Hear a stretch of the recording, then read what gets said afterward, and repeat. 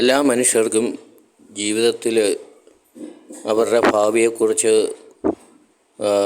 ചെറുപ്പകാലം മുതലേ അവർക്ക് വലിയ പ്രതീക്ഷയുണ്ട്. എല്ലാവർക്കും അങ്ങനെ പ്രതീക്ഷയുള്ളവരാണ്. എന്നാൽ ചിലരൊക്കെ അവരുടെ ജീവിതത്തെക്കുറിച്ചുള്ള അമിത പ്രതീക്ഷയുമായി ജീവിക്കുന്നവരാണ്.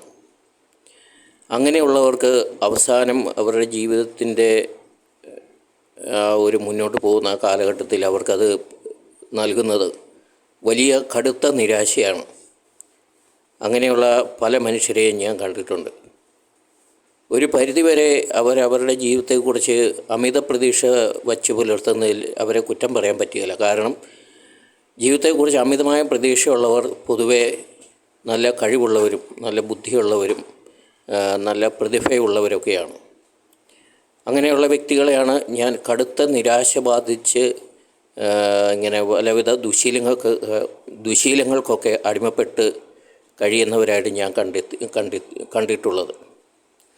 അപ്പോൾ ജീവിതത്തിൽ നിങ്ങൾക്ക് വലിയ കഴിവും ബുദ്ധിയും സാമർഥ്യവും എല്ലാം ഉണ്ടെങ്കിലും അമിതമായ ജീവിതത്തെക്കുറിച്ചുള്ള പ്രതീക്ഷകൾ പാടില്ല. കാരണം പൊതുവെ ഇത്തരത്തിൽ നല്ല കഴിവുള്ള വ്യക്തികളുടെ ജീവിതമൊക്കെ ഒരു പരിധിക്കപ്പുറത്തേക്ക് ഒന്നും അവർ ഉദ്ദേശിക്കുന്ന രീതിയിലൊന്നും പൊതുവെ വളർന്ന് വരികയോ അല്ലെങ്കിൽ അവർ ഉദ്ദേശിക്കുന്ന രീതിയിലുള്ള ജീവിത നിലവാരത്തിലേക്ക് വരാനോ അവർക്ക് സാധിക്കാറില്ല. അതിന് പിന്നിലെ കാരണം എന്താണ് എന്ന് ചോദിച്ചു കഴിഞ്ഞാൽ, ഞാൻ ആത്മീയ വെളിച്ചത്തിൽ ഞാൻ കാണുന്നത് ഈശോ അവരെക്കുറിച്ച് ചിന്തിക്കുന്നത് ഈ ലോകത്തിലെ രാജാക്കന്മാരാകാൻ വേണ്ടിയിട്ടല്ല. അവരെ ഈശോയുടെ രാജ്യത്തിലെ അതിശ്രേഷ്ഠരായ മനുഷ്യരാക്കി അതിശ്രേഷ്ഠരായ ആത്മാക്കളാക്കി മാറ്റാനാണ് ഈശോ അവരെക്കുറിച്ച് ചിന്തിച്ചിരിക്കുന്നത്. ഞാൻ ഈ പറയുന്ന കാര്യവുമായിട്ട് ബന്ധപ്പെട്ട് ഇഷ്ടംപോലെ അനുഭവം എനിക്കുണ്ട്. കാരണം ചില മനുഷ്യർ, ഉദാഹരണം പറഞ്ഞാൽ നല്ല കഴിവുള്ള നല്ല പാട്ട് പാടാൻ കഴിവുള്ള മനുഷ്യരെയും കണ്ടിട്ടുണ്ട്. അവർ പൊതുവേ നന്നായിട്ട് മറ്റുള്ളവരെക്കാൾ മികച്ച രീതിയിൽ പാട്ട് പാടുകയൊക്കെ ചെയ്യുമെങ്കിലും അവർക്ക് അവർ ഉദ്ദേശിക്കുന്ന രീതിയിലുള്ള ഒരു ജീവിതത്തിൻ്റെ നിലവാരത്തിലേക്ക് വരാനോ ജീവിതാവസ്ഥയിലേക്ക് ഉയരാനോ സാധിച്ചിട്ടില്ല. അപ്പോൾ അവർ നിരാശരായി മദ്യത്തിനും മറ്റ് ദുശീലങ്ങൾക്കൊക്കെ അടിമപ്പെട്ട് ഇങ്ങനെ മുന്നോട്ട് പോകുന്ന കാണാറുണ്ട്. അപ്പോൾ അങ്ങനെ ചില വ്യക്തികളെ കണ്ടുമുട്ടിയപ്പോൾ അവരോട് ഞാൻ പറഞ്ഞു, നിങ്ങളെക്കുറിച്ച് ഈശോ ഉദ്ദേശിക്കുന്നത് ഈ ലോകത്തിൽ വലിയ പണമോ പ്രതാപമോ പ്രശസ്തിയോ നേടിയെടുക്കുക എന്നല്ല. അതിനേക്കാൾ ഉപരിയായി ഈശോയ്ക്ക് വേണ്ടി മാത്രം ജീവിക്കുക, അല്ലെങ്കിൽ ഈശോ ഉദ്ദേശിക്കുന്ന പോലെ ജീവിച്ച് അവരുടെ ജീവിതത്തെ, ഈ ഭൂമിയിലെ ജീവിതത്തെ സുഹൃതം കൊണ്ട് നിറച്ച് അല്ലെങ്കിൽ വിശുദ്ധിയിൽ ജീവിച്ച് സ്വർഗരാജ്യത്തിലെ വലിയ വലിയ പ്രതിഭകളൊക്കെ ആയി മാറാനാണ് ഈശോ ഉദ്ദേശിക്കുന്നതെന്ന് പറഞ്ഞിട്ടുണ്ട്. അങ്ങനെ ചിലരൊക്കെ ഞാൻ പറഞ്ഞ രീതിയിലൊക്കെ പ്രാർത്ഥനയും അല്ലെങ്കിൽ ആ മദ്യത്തിൽ നിന്നൊക്കെ പതുക്കെ പിന്മാറി, അല്ലെങ്കിൽ ദുശീലങ്ങളിൽ നിന്ന് പിന്മാറി ഈ ഭക്തിയും വിശ്വാസവും ഈശോയോടുള്ള സ്നേഹത്തിലൊക്കെ വളർന്നു വന്നപ്പോൾ അവരുടെ ജീവിതത്തിൽ വലിയ മാറ്റങ്ങൾ വന്നിട്ടുണ്ട്. എന്ന് വെച്ച് കഴിഞ്ഞാൽ അവർക്ക് സ്വസ്ഥതയും സമാധാനവും, അല്ലെങ്കിൽ അവർക്ക് തന്നെ ഉള്ളിൻ്റെ ഒരു സംതൃപ്തിയൊക്കെ അവരുടെ ജീവിതത്തെക്കുറിച്ച് തോന്നി തുടങ്ങിയിട്ടുണ്ട്. അതുപോലെ തന്നെയാണ് വൈവിധ്യമാർന്ന കഴിവുള്ളവർ, നല്ല ചിന്താശക്തിയുള്ള നല്ല ബുദ്ധിശക്തിയുള്ള മനുഷ്യരെ ഇങ്ങനെയൊക്കെ കണ്ടിട്ടുണ്ട്. ഇവരാരും സത്യത്തിൽ ഇവരുടെ ആ കഴിവിനനുസരിച്ചുള്ള ഒരു ഭൗതിക നിലവാരത്തിലേക്ക് ഉയർച്ചയൊന്നും അവർക്ക് കിട്ടിയിട്ടില്ല. പക്ഷേ മിക്കവരും അവരിന്ന് സംതൃപ്തരാണ്. എങ്ങനെയാണെന്ന് വെച്ച് കഴിഞ്ഞാൽ അവർ കൃത്യമായിട്ട് ബൈബിൾ വായിക്കുകയും പ്രാർത്ഥിക്കുകയും അല്ലെങ്കിൽ ഈശോയോട് ചേർന്ന് നിൽക്കുകയൊക്കെ ചെയ്യുന്നതുകൊണ്ട് അവർക്കതിൽ തന്നെ ഒരു വലിയ സംതൃപ്തിയും സമാധാനവും സന്തോഷവും കണ്ടെത്താൻ പറ്റിയിട്ടുണ്ട്. അപ്പോൾ ഇത്തരത്തിലുള്ള അനേകം മനുഷ്യർ ഇങ്ങനെ ദുശീലങ്ങൾക്ക് അടിമപ്പെട്ട് നശിച്ചു പോയിട്ടുണ്ട്. അവരെയും എനിക്കറിയാം.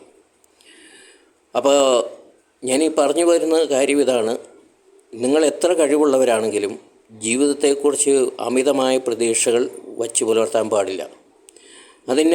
ഇങ്ങനെ അമിതമായ പ്രതീക്ഷകൾ ലഭിക്കാൻ മറ്റൊരു കാരണം കൂടിയുണ്ട്.